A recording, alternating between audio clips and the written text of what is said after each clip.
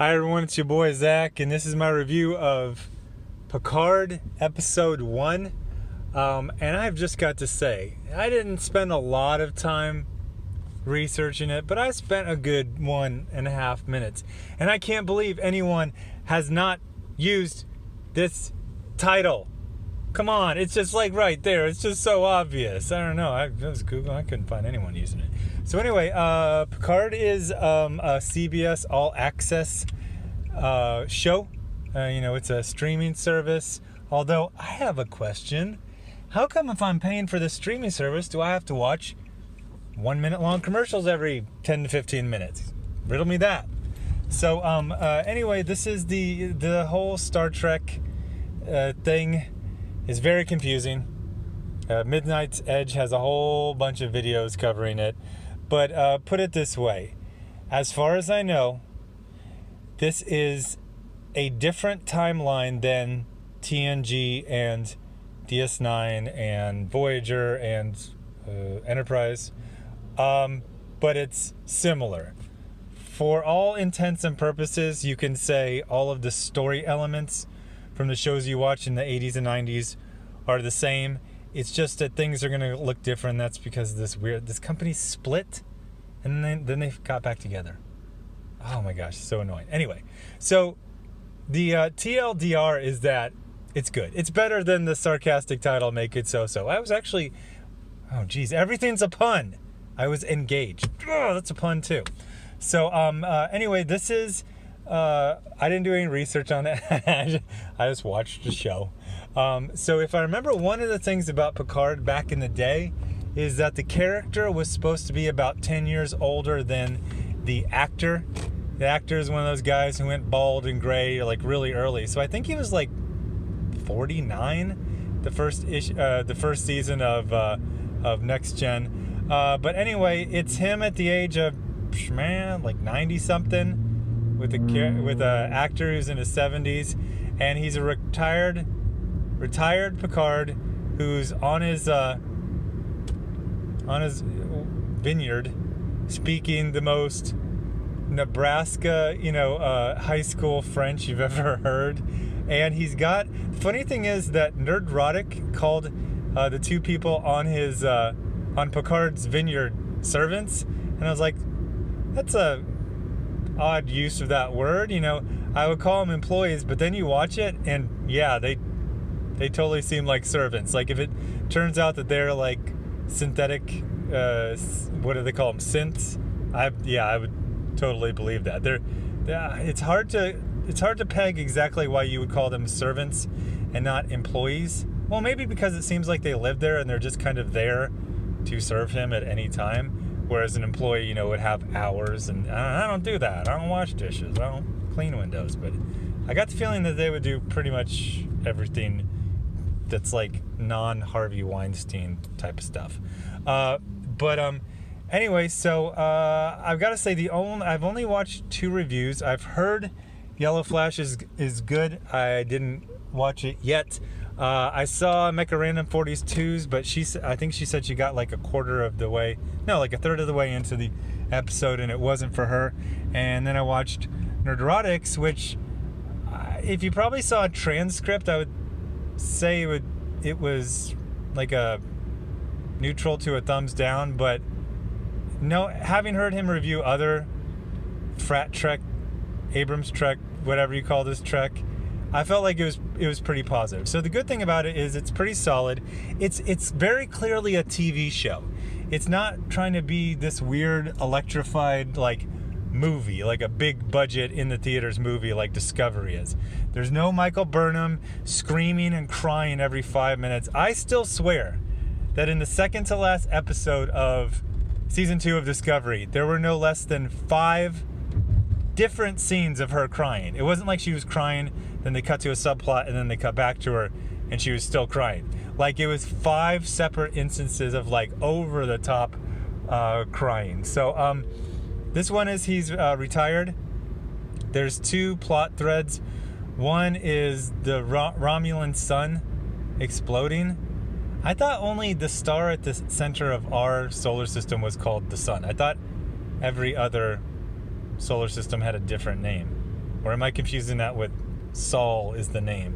Is Sun just any star? I thought it was just the name of our star. But anyway, the Romulan sun was going to explode, so they're doing a mass exodus. Picard gives the equivalent to Dunkirk, which was a strategic withdrawal of a massive scale. So it was kind of a logistical miracle. So he's in retirement. He's kind of down on Starfleet for not properly saving the Romulans. And then there is a seemingly unrelated subplot that was covered in the last short trek, which was actually the best short trek. It was very simple but solid. That the synths, which are synthetic humans but are not the same as Data or Lore, they broke bad and then killed everyone on the Planitia shipyards, and then they ignited the atmosphere and it's still burning 10 to 20 years later. I guess it's like those tire fires they talk about in the news that have been burned. I feel like an atmosphere is only going to burn for so long until it just burns up all the oxygen, but I don't know. I'm not a scientist.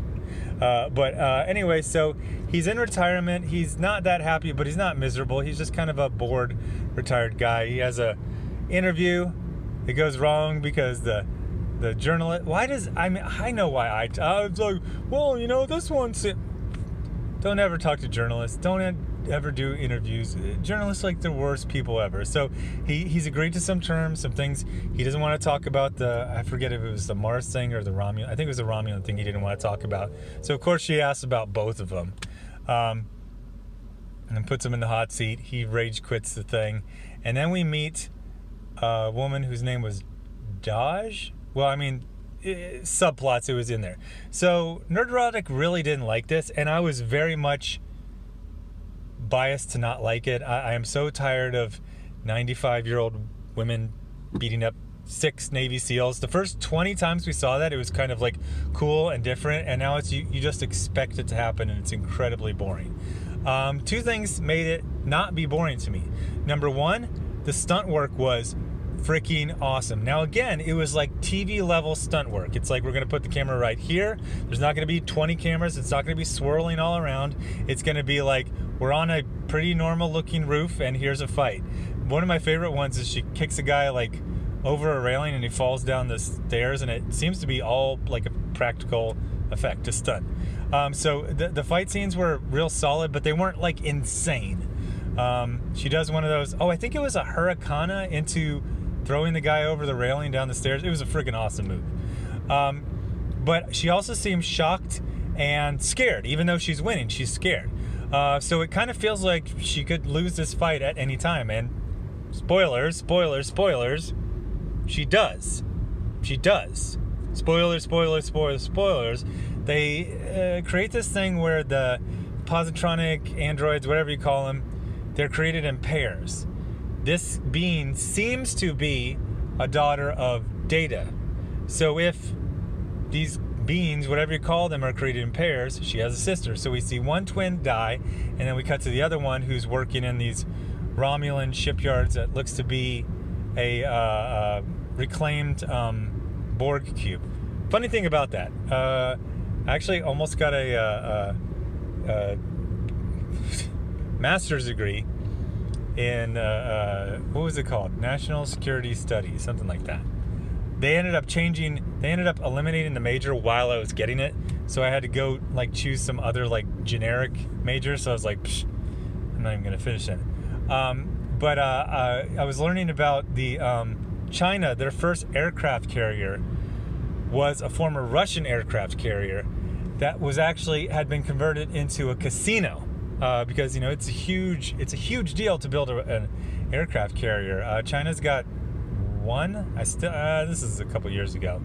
I think the U.S. has 11, and then other countries have had them, and then they don't have them. I think France and the UK, they had them, and then they don't have them anymore. These are not exact numbers. But anyway, so it does not look like the Borg are there, but it's obviously Borg tech. It's Romulans running it. I don't know if that's like their new planet they live on. But I'm skipping all around. But when Daj is introduced, it's like it's kind of like just like a regular TV show scene. It's a girl and her boyfriend celebrating her getting accepted into the school.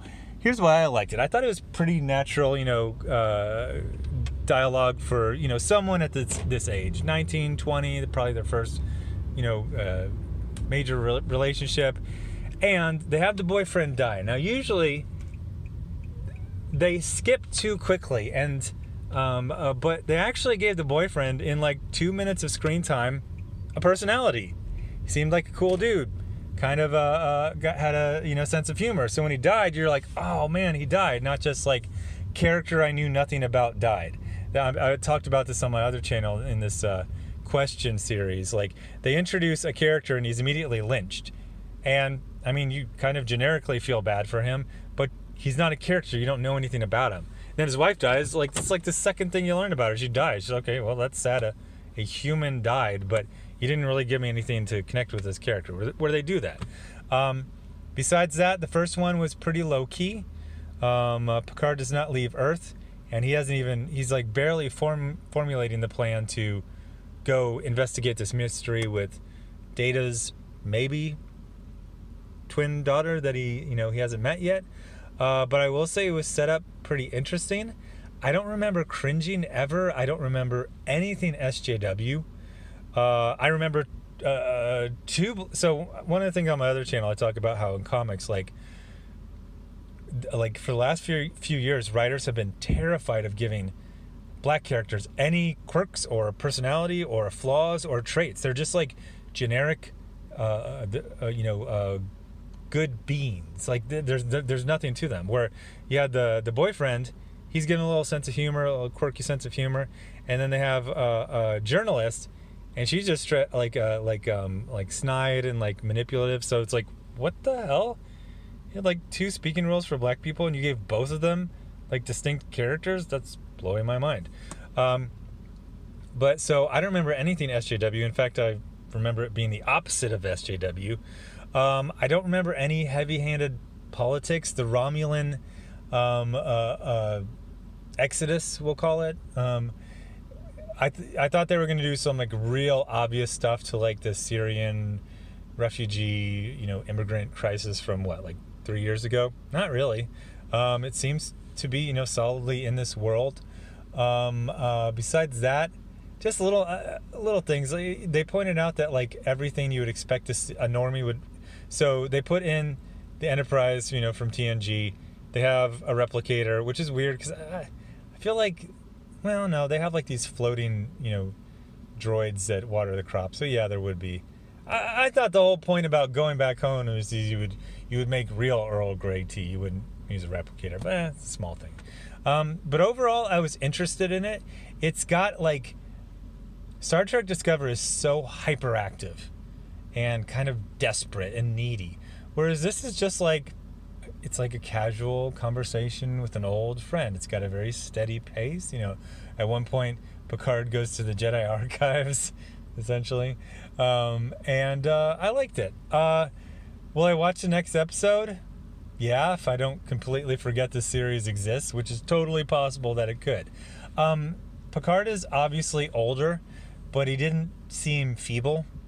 Honestly, in some of the interviews I've seen with him, it does seem like Patrick Stewart is getting a little, I don't know if he's having his senior moments, but he's not the guy I used to see on the Arsenio Hall interview where he says, knocking the boots. He's an older guy. But Picard is still with it. He's definitely older, which is interesting to see a progression of the character. So yeah, I liked it. I liked it just fine. And if I remember this show exists, next week I will definitely watch episode 2 eventually. So anyway, thanks for watching. Subscribe. Make sure you're still subscribed. Hit the bell for notifications. Thanks to everyone giving to the GoFundMe and the Indiegogo. You're funding original content and an original lawsuit. That's from my other channel. Whatever. There's not going to be any link in the description. That was fake news. Thanks for watching.